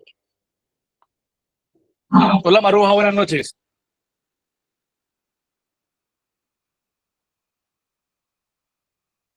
Creo que se cayó. Creo que se cayó la... Bueno, entonces tenemos a la doctora Clemencia Mayorga, por ahí también levantó la mano, doctora Clemencia. Doctora Clemencia, buenas noches. Doctora Sandra, Néstor, a todos buenas noches. Pues agradecerle a Néstor esta excelente exposición, pero yo quisiera, Néstor, si me permites, y doctora Sandra, si me permites, mirar esto un poquito, digamos, en el contexto. Lo del manual tarifario que se sube a la página del ministerio y se baja a las 10 horas no ocurre como un hecho aislado. Ocurre en medio de una discusión de una reforma a la salud, cierto, que lleva prácticamente 1 año y medio, en la cual hemos sido, desde acuerdos fundamentales, ustedes la mayoría lo han visto, incisivos en decir que los recursos del sistema de salud no están claros. No tenemos un estudio técnico que, digamos, avale la sostenibilidad del sistema de salud hoy, teniendo en cuenta el envejecimiento de la población, el aumento de las enfermedades crónicas no transmisibles, el aumento en las innovaciones, en el precio de los medicamentos, en las nuevas tecnologías, nuevos medicamentos de cáncer, enfermedades huérfanas, etcétera, etcétera. Eso está más que visto. Y no tenemos un estudio técnico que nos haya podido decir si el ministerio y el gobierno nacional, para presentarle al país una reforma a la salud, no tiene un estudio técnico que le pueda decir al país que la sostenibilidad fiscal está garantizada. Pero además no tiene cómo respaldar que esos nuevos recursos que se requieren en la reforma estén garantizados cuando se habla de la construcción de CAPS, de la formalización de los trabajadores de la salud. ¿Para qué digo todo esto? Porque es que en medio de eso, entonces sale un manual tarifario que, con toda la explicación que nos da el doctor Néstor, uno dice, evidentemente Néstor no cumple las funciones de incentivar la calidad ni para las IPS ni para los profesionales de la salud, sino que parecería es resolver ese otro asunto, voy a decirlo, a las malas. Entonces, como no sabemos si la plata nos alcanza, como seguramente no nos alcanza, vamos a hacerla alcanzar por medio de un manual tarifario. Y por eso fue que, entonces a mí no me parece que ese hecho sea, digamos, creo que es un hecho muy importante para entender para dónde va el agua al molino, como decíamos por ahí en X, porque es que si esa es la pretensión, y eso se vio en las 297 hojas del documento, querido Néstor, que tú y yo revisamos, pues en la mayoría de ítems había una disminución. Bueno, quiero decir, todos se buscaron y vieron disminuciones que iban entre el 25 hasta el 87% y más. Entonces, parecería que al contrario de incentivar la calidad, que es lo que dice la Corte Constitucional, lo que se quiere es que la plata alcanza a las buenas o a las malas. Y ahí me detengo en un punto porque hay muchos comentarios y muchas personas que dicen, pero no nos preocupemos, que eso no es obligatorio, porque ahí dice que es un marco de referencia y que además solo es obligatorio para el SOAT. Ojo, porque aquí ya tenemos, miren ustedes, el Estado a través de las intervenciones a las EPS, en especial a Nueva EPS, Sanitas, todo eso, hoy ya tiene el Estado afiliados o manejados 24 millones de los 50 millones de colombianos. Y eso quiere decir que si el Estado dice, saca un manual tarifario y dice, el punto de referencia de mi negociación con las redes de prestadores de servicio es este manual tarifario que yo saco, pues puede llevar a la quiebra a muchas de las IPS que, recuerden ustedes, el 80% son privadas. Y yo lo digo porque por esa misma vía hemos vivido el cierre de servicios de pediatría y de ginecología y obstetricia, que en última se han dado históricamente. ¿Por qué? Porque no le dejan unos incentivos en rentabilidad interesantes a las clínicas y hospitales, pero lo que veo con esto es que tendríamos un monopolio de un contratante que es el Estado, que ya tiene la mitad de la población colombiana y que si dice, este es mi punto de referencia para negociar, pues vamos a tener prácticamente, digamos, ahí sí, Néstor, la imposición de una postura dominante en el sistema, que es la del Estado como negociador, que es el mismo que hace el manual tarifario para que la plata le alcanza para el sistema. Y por último, cierro con una reflexión. Yo entiendo a Néstor, entiendo y me quedan muchas inquietudes pensando que la Corte Constitucional tendrá muchos elementos para revisar si el manual tarifario sale, y probablemente habrán muchas demandas y probablemente pues esto llegue a la Corte y probablemente más adelante, no sé en cuánto tiempo, esto se tome para que se declare constitucional o inconstitucional ese punto. Pero, ¿y mientras tanto qué ocurre? Mientras tanto, ¿qué ocurre con las clínicas, hospitales y los trabajadores de la salud? ¿Qué ocurre con los médicos y los profesionales? Ese es el punto que yo quisiera que pudiéramos tener también en cuenta, porque lo que no me parece aquí es que la salida sea jurídica, aunque a largo plazo o a mediano sea jurídica. A mí me parece que el tema está en que definitivamente tanto clínicas, hospitales como trabajadores de la salud y profesionales de la salud, y en este caso los médicos, pues es inaceptable sacar un manual tarifario no concertado que no tiene en cuenta, digamos, esa esencia constitucional para lo cual fue hecho y que puede llevar a la quiebra a IPS y a trabajadores de la salud. Muchas gracias. Varios temas que estuve tratando aquí, la doctora Clemencia, acostumbrándonos siempre a desafiar la fatiga. Venga, varias cosas. Lo primero es el tema, estoy totalmente de acuerdo con el tema de la finalidad. Por eso yo insistía tanto en la finalidad que dispone la Corte. Y luego, doctora Clemencia, esto lo hemos hablado muchas veces, la finalidad no puede ser controlar el gasto. O sea, esa no es la finalidad del tarifario. O sea, debo ser claro. La finalidad del tarifario no puede ser el control como sea del gasto, porque si usted quiere hacer un tarifario cuya única finalidad es controlar el gasto, es probable que cree eso que yo he denominado el precio máximo relevante, es decir, un precio por debajo del punto de equilibrio que pudiera afectar, ¿no?, la disponibilidad o la oferta de servicios en el país y con ello, obviamente, la remuneración y el empleo digno y decente del talento humano en salud. Entonces, es muy importante la finalidad, por eso, insisto, tarifario sí, pero ¿para qué? ¿Para qué es el tarifario? Es la primera pregunta que nos tenemos que hacer. Lo segundo tiene que ver con algo, doctora Clemencia, que usted habla. El tarifario puede no ser obligatorio, comillas, porque en Colombia, escúcheme, en Colombia el tarifario no es obligatorio, nunca, desde que dejó de existir ese tarifario, pues obviamente el tarifario hoy no existe, digamos, en la vida real ese tarifario no existe, sin embargo todo el mundo termina yendo, ¿no?, haciendo una convergencia a ese tarifario. Los tarifarios tienen ese peligro, que a pesar de que no sean vinculantes desde el punto de vista jurídico, los competidores en el mercado terminan convergiendo en el tarifario, sobre todo si el precio les conviene, ¿no?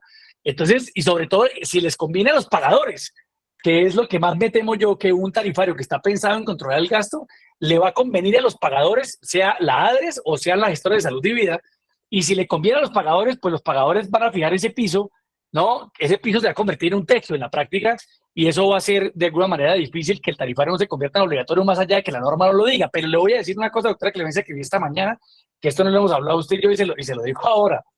El artículo 7º dice, y aquí hay una pequeña trampa para ver si el tarifario es o no obligatorio, y fíjense lo que dice, artículo 7º del tarifario. Plazo máximo de implementación al margen de la negociación o renegociación de los contratos de acuerdos de voluntades. Las tarifas contenidas en el presente manual deberán implementarse a partir de la fecha de publicación en los casos de obligatorio cumplimiento y, en los demás, o sea, para los que no es obligatorio, dentro de los 3 meses siguientes. Entonces yo ahí le dejo una pregunta, ¿es o no es obligatorio? Porque la norma todo el tiempo dice que no, pero luego el artículo dice en el artículo 7 dice, dentro de los 3 meses siguientes usted deberá implementar el tarifario. Luego en la práctica terminará siendo o por convergencia competitiva o por efectos del artículo 7º un tarifario obligatorio. Entonces, para que lo tengan en cuenta ahí. Dos temas que son importantes acá. Otro tema que es muy preocupante en este tarifario es que, a pesar de que la ley O64, que es una ley que no estaba vigente cuando se expidió el tarifario en el año 96, establece que estos tarifarios deben ser consultados con el Consejo Nacional de Talento Humano en Salud, y de eso hasta hoy no tenemos registro, digamos, que hace parte de otro de los temas que son importantes considerar de cara a, de alguna manera, analizar o discutir la legalidad del tarifario. Y por último, un tema muy preocupante que yo dije no me dejen olvidar y casi me olvido, que tiene que ver con que este tarifario está anclado a una cosa que se llama la unidad de valor básico.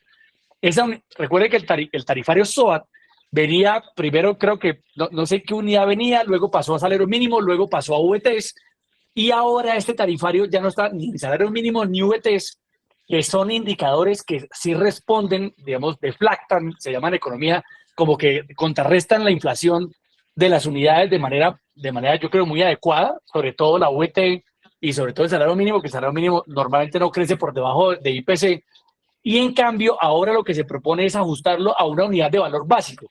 Y la unidad de valor básico, doctora Clemencia, para mí tiene un problema y para todos los demás, y es que la unidad de valor básico se indexa sin considerar alimentos ni regulados, lo cual en particular, según mis consideraciones particulares, va a hacer que la unidad de valor básico se indexe menos que la inflación, porque recuerden, por lo menos en particular en este momento, los alimentos es los que más está jalonando la inflación.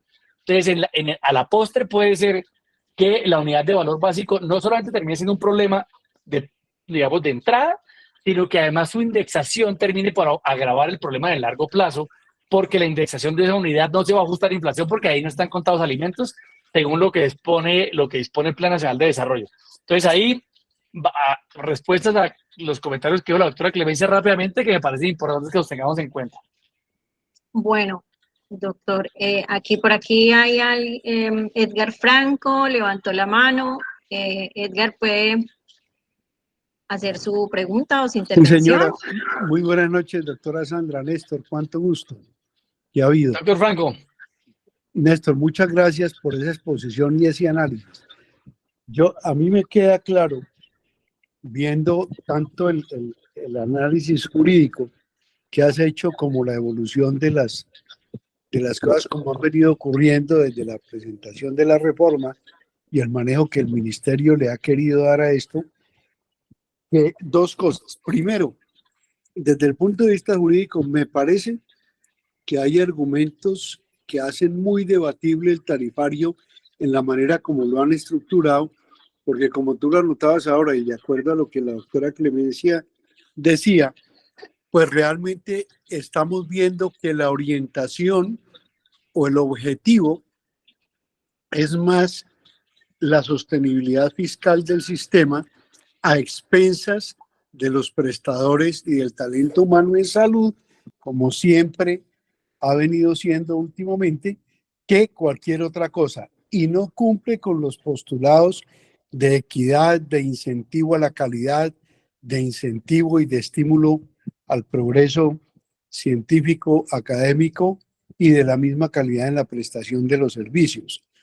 Por otra parte, nosotros sabemos, SCARE contrató un estudio econométrico que determinó, comparando las especialidades médicas con profesiones de bajos y altos ingresos, para nosotros equipararnos hoy frente a la evolución histórica del ingreso económico de los profesionales a una profesión de bajos ingresos, verbigracia de economía, tendría que reajustarse el ingreso del médico en un 92 o 96%, si mal no recuerdo, tú debes tener la cifra, y para igualarnos en este momento a una profesión de alto ingreso como ingeniería de sistemas, el reajuste debería ser del 185% o 182%.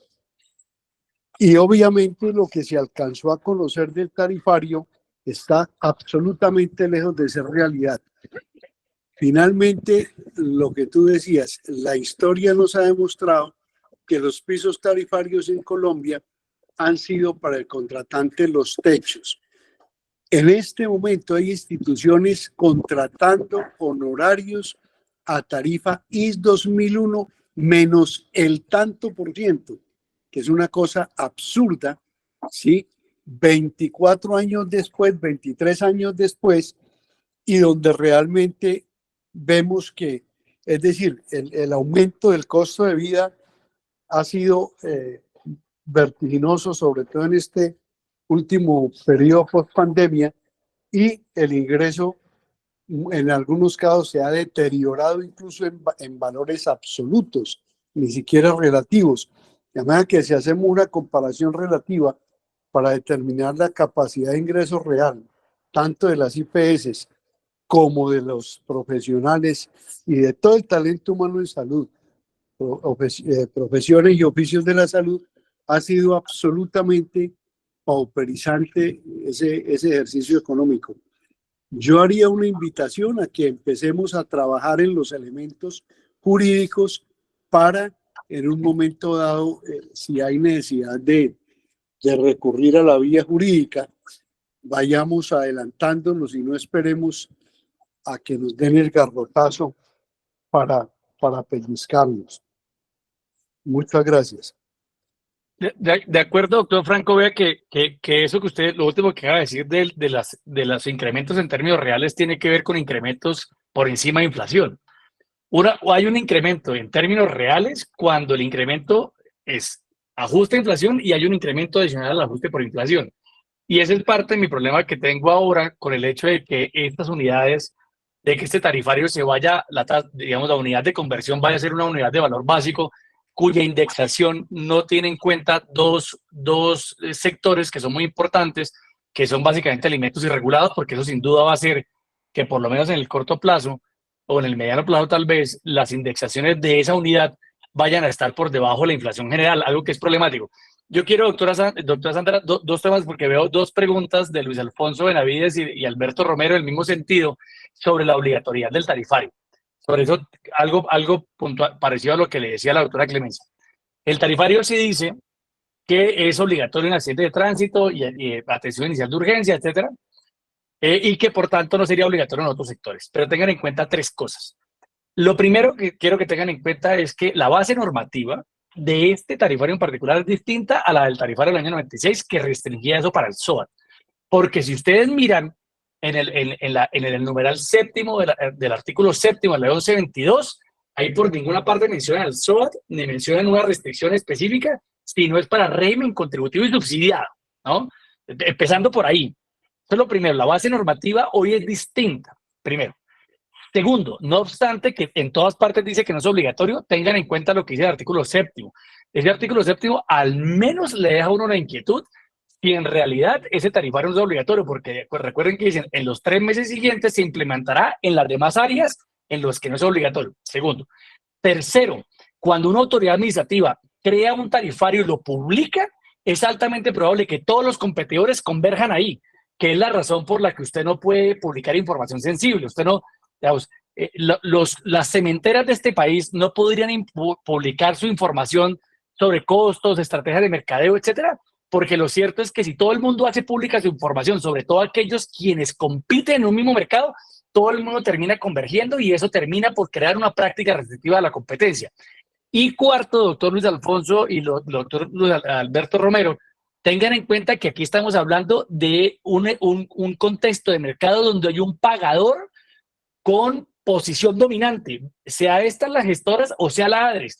Yo sí debo decirlo con toda claridad. Uno tiene que hilar muy delgado para pensar que si la ADRES es el único pagador, la ADRES como único pagador no se va a sujetar al tarifario, así el tarifario no sea normativamente vinculante. Entonces les digo con toda seguridad que la ADRES, si es el único pagador, es que por eso es tan problemático que existan esas concentraciones de poder tan fuertes en un mercado, porque finalmente, sea vinculante o no el tarifario, el pagador define el precio. Si es el único pagador, el pagador termina por definir el precio. Luego, si bien Luis Alfonso Benavides y doctor Alberto Romero, uno pudiera pensar, pegado en el texto, que ese tarifario no es vinculante, yo tengo por lo menos 4 razones que me permiten llegar a una conclusión distinta y eso yo creo que es importante considerarlo. Obviamente la discusión ni más faltaba, está a la orden del día, pero creo que vale la pena considerarlo. Bueno, por aquí tenemos una pregunta del doctor Manuel Galindo y dice, ¿cuál sería el mecanismo para establecer un manual tarifario adecuado?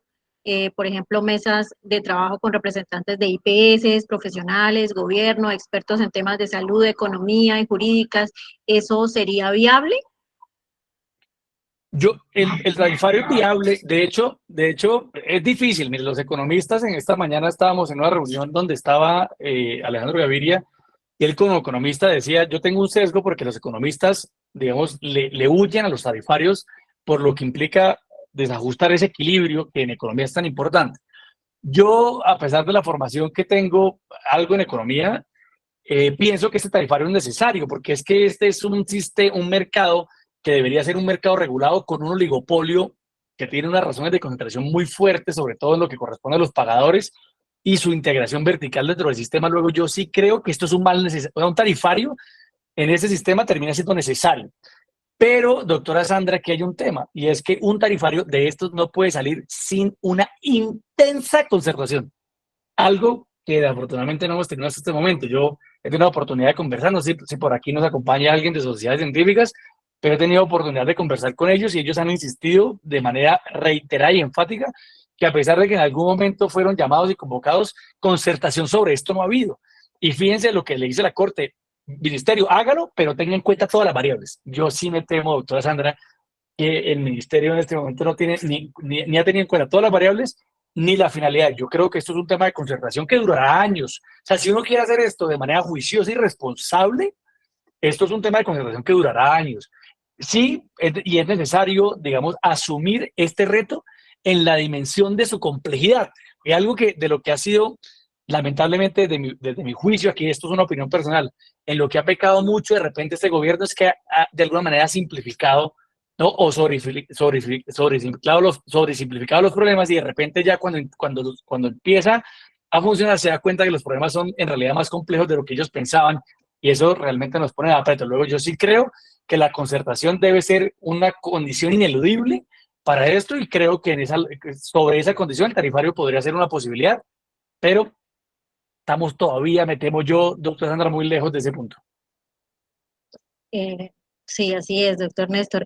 Bueno, yo creo que vamos a dejar unas 2 intervenciones más como para que no nos alarguemos mucho. Está por aquí levantada la mano del doctor Samuel Millán. Doctor Samuel, ¿puede abrir su micrófono? Doctora Sandra y doctor Néstor, muchísimas gracias por esta magnífica exposición. Mi nombre es Miguel Ángel Millán, líder de costos del Hospital Raúl Orejuela Bueno de la ciudad de Palmira. Bueno, con respecto al manual tarifario que se tiene como referencia desde el área de costos, ¿cómo podría verse de manera más prudente, ¿sí? Poder ejecutar o poder ver un prospecto financiero positivo dentro de lo que son los costos y en cuanto a los honorarios para lo que son los profesionales, teniendo como referencia este manual? ¿Por qué lo digo? Porque en anteriores intervenciones se ha evidenciado que los costos tanto de medicamentos como insumos, honorarios, capacidad instalada, se han visto totalmente afectados por el incremento. Entonces, sí me gustaría saber por parte del doctor Néstor cómo se podría ver o desde qué base tener un aprovechamiento para que no se vean afectadas las operaciones de la institución. Gracias, mi doctor. Doctor Samuel, vea, no, muy interesante la pregunta y voy a apelar aquí a algo que esta mañana dijo Alejandro Gaviria, debo reconocer el crédito, y es que él nos hablaba de algo que llama la enfermedad del costo, ¿no? Y dentro de la enfermedad del costo, él decía, hay algunos sectores, doctor Samuel, que no responden a la lógica del aumento de la costo-eficiencia, ¿no? Porque hay ciertos sectores que crean ciertas economías de escala o hacen ciertos automatismos que permiten, de alguna manera, en el corto, mediano y largo plazo, disminuir el costo. Sector salud y algunos sectores parecieran no estar bajo la misma lógica, sobre todo aquellos sectores que son intensivos en trabajo. Todos los sectores que son intensivos en trabajo en general sufren del problema de la enfermedad del costo, y es que el costo siempre es creciente, ¿no? No hay cómo automatizarlo, digamos, por lo menos en el corto plazo no va a pasar. Entonces, este es un sector, doctor Samuel, que en el corto plazo no puede crear esas escalas de eficiencia que permitan suponer razonablemente que en el corto plazo los costos van a bajar. Eso es lo primero. Lo segundo, que me parece muy importante, es que si usted mira, en economía se hace algo muy valioso, que es, para poder calcular el costo, usted en economía tiene que calcular el costo fijo, ¿no? El costo variable, el costo de oportunidad, que es muy importante, y luego calcular sobre eso la rentabilidad mínima que usted requeriría, por lo menos para pagarse su costo de oportunidad. Porque claro, piense en una cosa, doctor Samuel, si usted tiene 1.000 millones de pesos en una infraestructura, y hay un CDT que le paga el 12% o el 13% efectivo anual, pues por lo menos su inversión dentro del sector salud debería alcanzar para pagarse los costos fijos, los costos variables y lo que está dejando de ganar por no meter los 1.000 millones de pesos en un CDT y tener los parqueos en una clínica. Por lo menos debería tener, por eso en economía se habla de costo fijo, costo variable, costo oportunidad y rentabilidad mínima. A mí lo que me preocupa, doctor Samuel, es que Colombia es casi 90% prestación de servicios privados. Son prestadores privados quienes hoy soportan la lógica de la prestación de servicios en el país. Y esos prestadores privados, y esto debo decirlo con claridad, tienen una esperanza legítima y lícita de rentabilidad. Luego, si ese tarifario queda por debajo, que es lo que les decía sobre el precio máximo relevante, no solamente puede castigar la rentabilidad, puede que castigue el costo de oportunidad y en el peor de los casos castigue el costo fijo y el costo variable, en cuyo caso tendrían que cerrar. Miren, en economía se dice algo, yo este fin de semana estaba leyendo a un autor que se llama Gregory Mankiw, y Gregory Mankiw dice, si el precio es inferior al costo variable promedio en el corto plazo, el prestador tiene que cerrar, en este caso el prestador.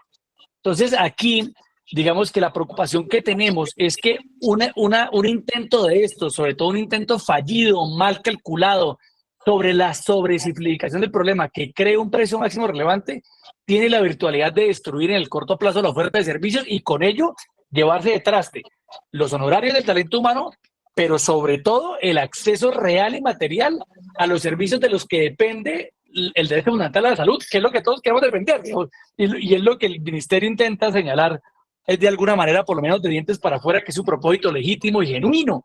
Entonces, ahí es donde está nuestra preocupación, y yo creo que ahí tenemos que hacer algo. Yo le quería contestar ahorita que alguien decía, pero ¿qué se puede hacer? Miren, yo creo que la Corte ha sido muy responsable. Yo nunca me esperé que la Corte tomara la medida cautelar para suspender el tema de la destinación del 5% de la UPC a los equipos básicos. Y eso lo hizo la Corte en lo que corresponde a la Comisión de Seguimiento de la sentencia T760. Ahí yo creo que tenemos una posibilidad. Yo creo que aparte de las iniciativas ciudadanas, de estas conversaciones que permiten que mañana todos estemos hablando, estén de acuerdo o no conmigo, que finalmente esa no es la finalidad, que mañana estemos discutiendo digamos, con ciertos argumentos a favor o en contra, hacen que haya una masa crítica que sea capaz de discutirle al ministerio de sus posibilidades. Y aparte de eso, pues tenemos una corte que de alguna manera puede funcionar. Luego, para cerrar, doctor Samuel, el tema de los costos sigue siendo enormemente problemático. Yo creo que los prestadores privados hoy tienen una legítima preocupación, por lo que les decía, más allá de que el tarifario sea no obligatorio, hay muchas razones para suponer que todo el mundo va a converger en ese nivel de precios, y si el nivel de precios está por debajo del punto de equilibrio, la prestación de los servicios del país va a sufrir. En eso, digamos que es suma y restar, va a tener que sufrir. Doctor, muchísimas gracias. Que pasen una muy buena noche. Gracias. Por acá levantó la mano José Larry Franco.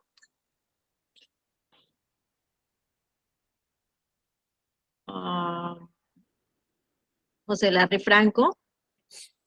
¿Puede activar el micrófono? Sí, gracias. Buenas noches, doctor Néstor, doctora Sandra, muchas gracias por la conferencia que han dado. Pues yo pienso que lo que vemos, o al menos uno como médico, cuando va a contratar la tarifa IS 2001, sí existe, doctor. Todavía usted va a una clínica a contratar prestaciones de servicios y le salen con el cuento que le pagan tarifa 2001 más un porcentaje irrisorio como el 5 o 10 o los que más sobrecen del 15%. Y esa tarifa se quedó por séculos. Esta nueva tarifa que publicaron, el valor de lo que en esa época era la UR, que no recuerdo el nombre que le dieron, lo pasaron de 1.000 pesos a 10.000 pesos, pero lo que hicieron fue que las URs que tenían los procedimientos las minimizaron, siendo unas tarifas peores que las del 2001. O sea, eso es lo que nos espera. Y vamos a quedar que el único pagador, como ya usted lo dijo, va a ser el Estado, y el Estado va a imponernos las tarifas y nos va a dejar merced al politicar el turno para poder cobrar nuestros honorarios. De acuerdo, doctor. Mire, Gracias. lo que usted señalaba, lo que yo refería a las tarifas SIS es que ustedes no van a encontrar una norma que diga usted es obligatorio ajustar esas tarifas SIS y sin embargo todo el mundo las usa. Que ese es el problema de los tarifarios, que al final cuando los publica una autoridad administrativa, sea o no obligatorio, todo el mundo termina convergiendo ahí. Yo quiero aquí sobre todo quienes de alguna manera discrepan en algo que me parece importante por aquí y me parece súper interesante la discrepancia. El doctor Alberto Romero nos pregunta nuevamente, ¿las EPS a través de la integración vertical ejercen posición dominante y competencia? Por supuesto que sí. Ellas tienen una posición dominante, la tienen, y esa es parte de la razón del tarifario. Fíjense que el tarifario, que está sustentado en el numeral séptimo del artículo séptimo de la ley 1122, precisamente lo que quería era ponerle un límite a eso. Y ahí hay un problema. ¿Dónde vemos nosotros la dificultad? Es que si se pasa de un oligopolio, ¿no?, de un oligopolio regulado como el de las EPS a un monopolio estatal totalmente concentrado, puede ser que la cosa no tienda a mejorar, sino empeore, ¿no? Y eso me parece que, digamos, que es algo que es importante considerar, porque es que aquí no estamos hablando de si hay que mejorar o no, no, claramente hay que mejorar y claramente hoy hay temas que no están funcionando. La discusión es cómo hacemos para tratar de hacer un cambio con propósito de mejorar y no termine empeorando. Yo me temo que algunas iniciativas del gobierno, por lo menos desde mi punto de vista, tendrían a empeorar, ¿no?, las condiciones que tenemos hoy actualmente, y eso me parece importante. Voy a seguir leyendo sobre todo donde hay algunas discrepancias, doctora Sandra, porque son las que más me llaman la atención, pero sigamos ahí que veo varias personas con la mano levantada. Sí, bueno, está por aquí levantada la mano Marlio Charri Barrios. Sí, buenas noches, doctor Néstor, y a todos los participantes. Bueno, mire, ahorita hacían unas anotaciones que son muy válidas. Doctor Néstor, usted hizo una introducción muy válida que es sobre los aspectos económicos en lo que tiene que ver con la ley de la oferta y la demanda, los referentes constitucionales en lo que tiene que ver con la libre competencia. Y respecto al manual tarifario, pues recordemos que siempre ha habido manual tarifario, ahí lo estaban diciendo, tarifa IS, el SOAP, y yo soy reumatólogo, no vivo sino de la consulta, y en este momento digamos que la tarifa SOAP está en 75.000 pesos. Eso daría, de acuerdo a las normas, entre comillas, más o menos un valor de 225.000 pesos hora. Pero está eso lejos de la realidad, o sea, y eso se debe en cierta forma a que cuando la gran mayoría de los colegas hacen competencia, lo van a hacer disminuyendo el precio de la tarifa, ¿sí? Es la única forma o la más frecuente que se utiliza. Yo les puedo decir, las negociaciones que yo he hecho siempre han estado por encima de la tarifa SOA, siempre, ¿sí? Y eso lleva a que uno de los problemas que tiene el gremio médico es, usted ya nos dio las bases jurídicas del tema del tarifario, pero es que se nos olvida que nosotros todos, incluidos los pacientes, somos agentes económicos. Y como agentes económicos no siempre nos desempeñamos de la mejor forma, empezando porque no conocemos nuestro mercado de trabajo. O sea, hablando de reumatología, no todos los reumatólogos conocen cómo es su mercado en las diferentes ciudades. Y ese es un elemento muy importante, además del tarifario.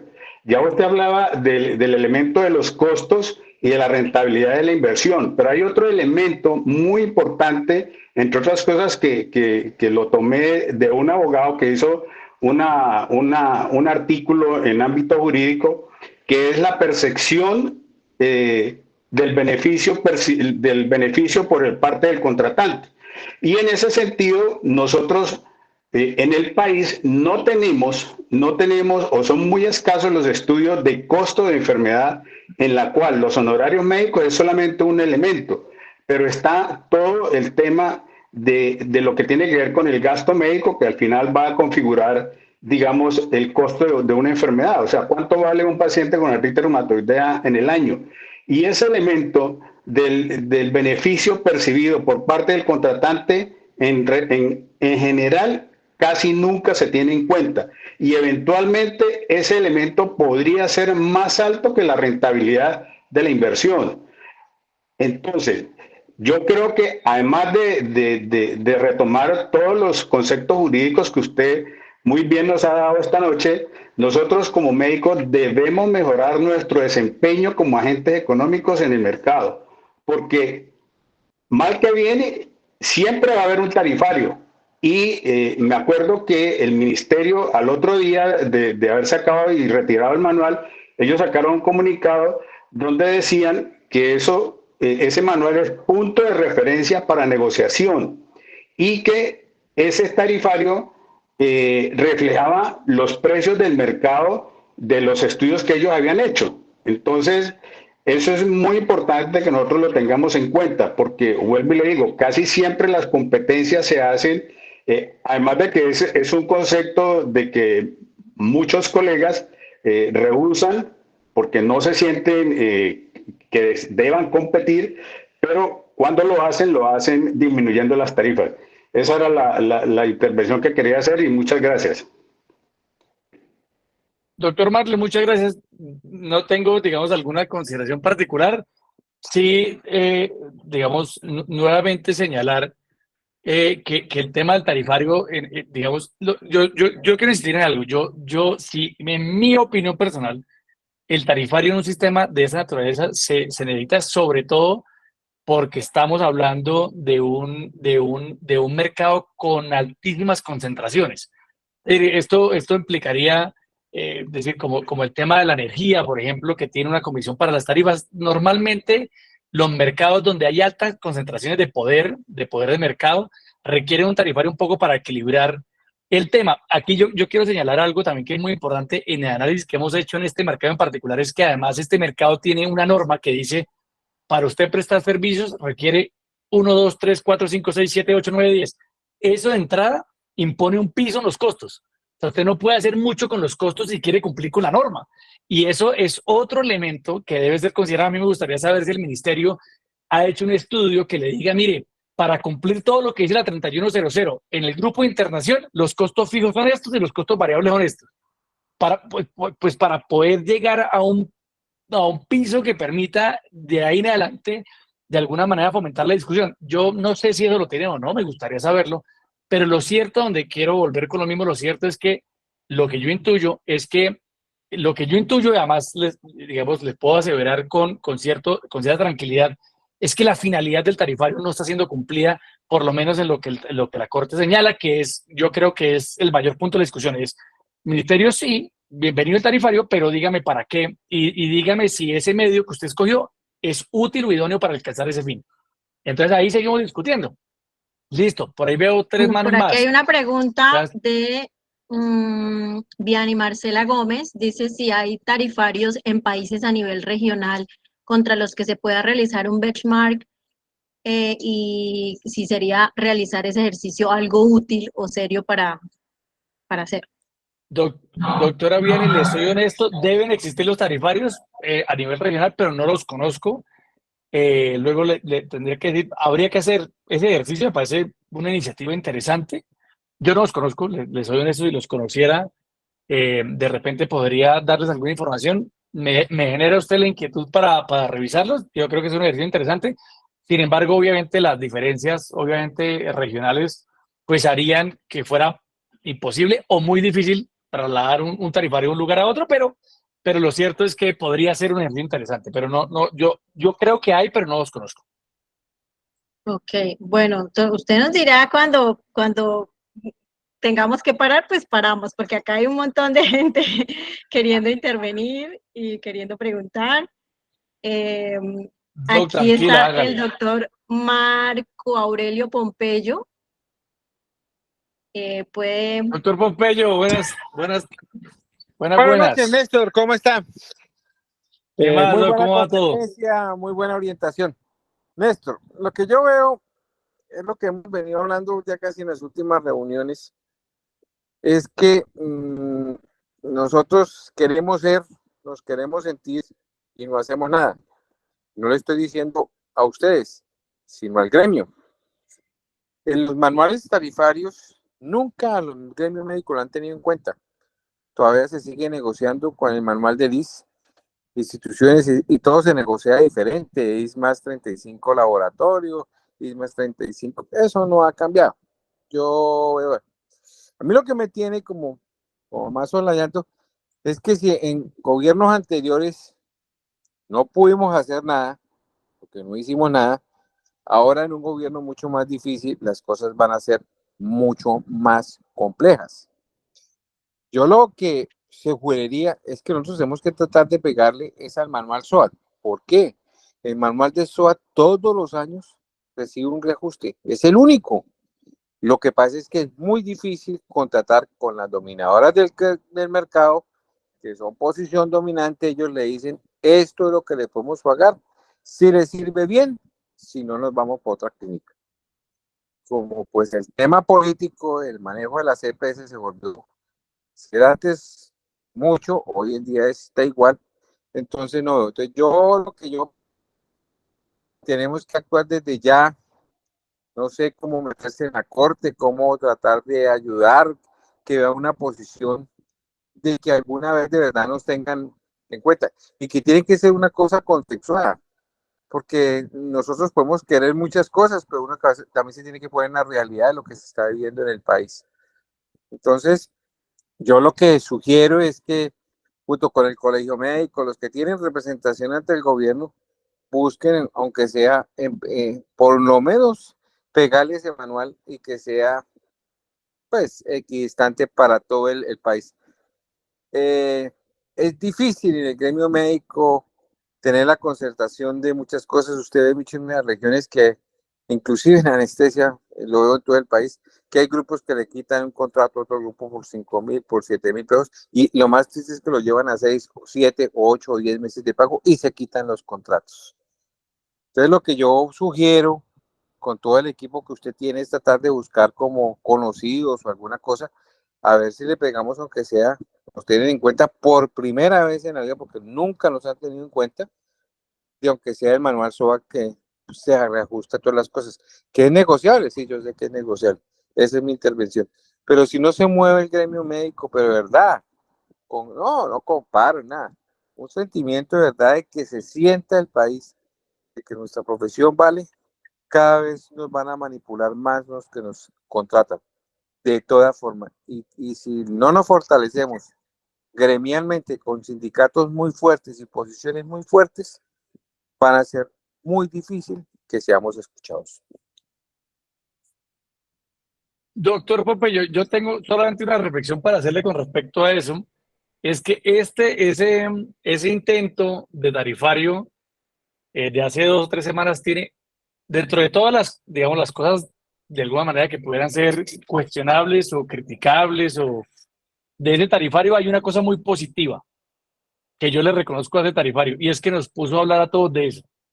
Llevamos casi 2 horas y aquí habían, creo que 200 y pico de personas conectadas, y eso me parece importante. Yo sí consideraría que si ese tarifario, con todos los problemas que tiene, logra por lo menos hacer que el talento humano en salud empiece a pensar en la necesidad de actuar como cuerpo, yo creo que hay muchas cosas buenas que pueden salir de ahí, porque de acuerdo, algo que le puede salir, que le puede haber faltado al sector salud, en particular a los profesionales, es no actuar, digamos, de manera coordinada para poder defender intereses que son legítimos. Es que protestar, es que levantar la mano, es que negociar son actividades lícitas y el talento humano de salud tiene derecho a hacer valer, digamos, sus intereses, que son intereses legítimos dentro de un sistema de esta naturaleza. Luego yo creo que sí, si eso nos deja el tarifario, doctor Pompeyo, ese tarifario sirvió para algo. Entonces ojalá podamos seguir en esta jornada, ojalá podamos seguir fomentando esa cohesión de grupo tan importante y tan necesaria. Y bueno, aquí seguiremos, doctor Pompeyo, haciéndole el seguimiento a esto y bueno, acompañando las iniciativas de todos ustedes como profesionales. Bueno, yo creo que una intervención más para poder cerrar, porque ya llevamos pues casi 2 horas. Entonces voy a darle la palabra por último a Luis Felipe Castañeda, que tiene la mano levantada. Buenas noches a todos, mi nombre es Luis Felipe Castañeda. A mí me deja preocupado es otra cosa de lo del tarifario. Conociendo este gobierno como es, y que no es por beneficiar a las unidades, meterle ideas políticas a las personas, sin pensar, diciendo falsas ilusiones y mentiras, que ellos lanzaron ese tarifario como un gancho a ver si se aceptaba, pero lo que se trata es de volver esto como una Cuba, una Venezuela, que eso no lo han dicho, es una reflexión que les hago, donde el médico está pauperizado por completo y subyugado al gobierno, a lo que quiere hacer el gobierno con ellos. Entonces, eso es lo que quiere con el monopolio, cogerlo el gobierno para poder no solo a los médicos y al personal de salud, sino también a los pacientes. Entonces, si usted colabora con votos conmigo, apoyando la causa, yo le doy salud. Y a los médicos, bueno, yo le doy trabajo,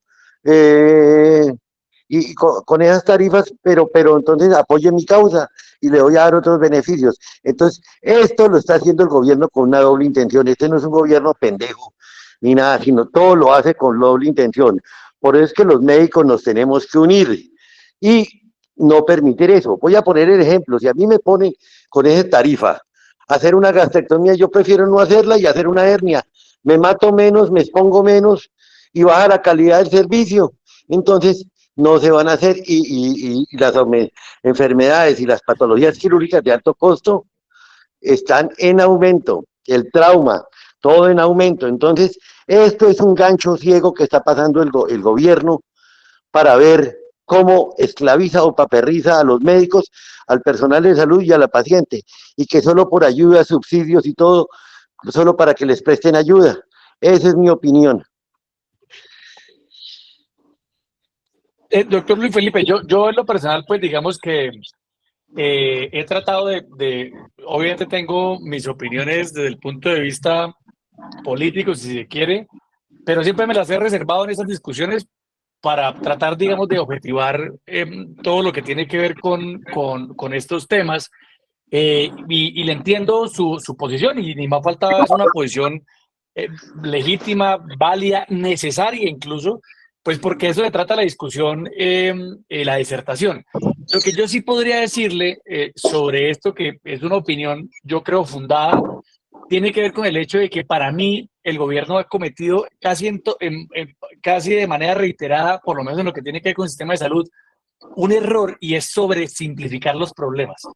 Que yo creo que ellos de alguna manera piensan que es relativamente más sencillo de lo que realmente es, y esto es un sistema complejo, enormemente complejo. Yo quisiera ver un ministerio un poco más conciliado con la complejidad, un ministerio y un ministro bastante más conscientes, digamos, de la dificultad que implica generar una transformación que todos queremos, pero que no se va a producir simplemente con el chasquido, ¿no? Con el chasquido de los dedos y con las buenas intenciones. Y yo creo que es algo, si a mí me permitieran hacer una reflexión final, sería tal vez esa, y es que hay que reconciliar al gobierno con la complejidad de los problemas que quiere resolver.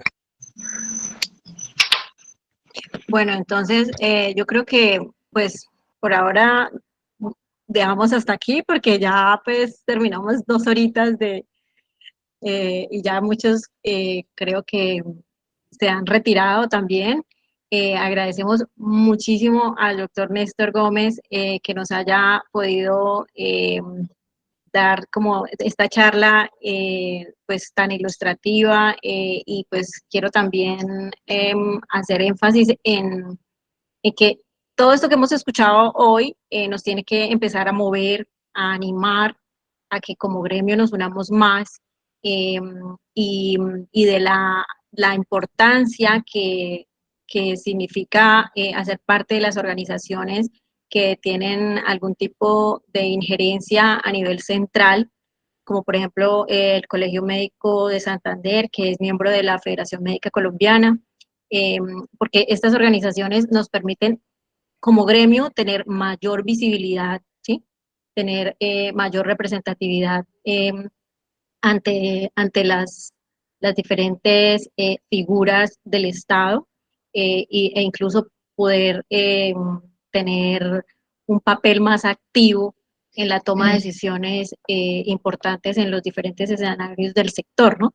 Y en nombre de la Junta Directiva del Colegio Médico de Santander le damos un especial agradecimiento al doctor Néstor y pues a todos por haberse quedado hasta esta hora escuchándonos y nada, pues una feliz noche a todos. Muchas Doctora gracias Sandra, a todos. Feliz noche. muchas gracias para todos. Feliz noche y que descansen. Buenas noches.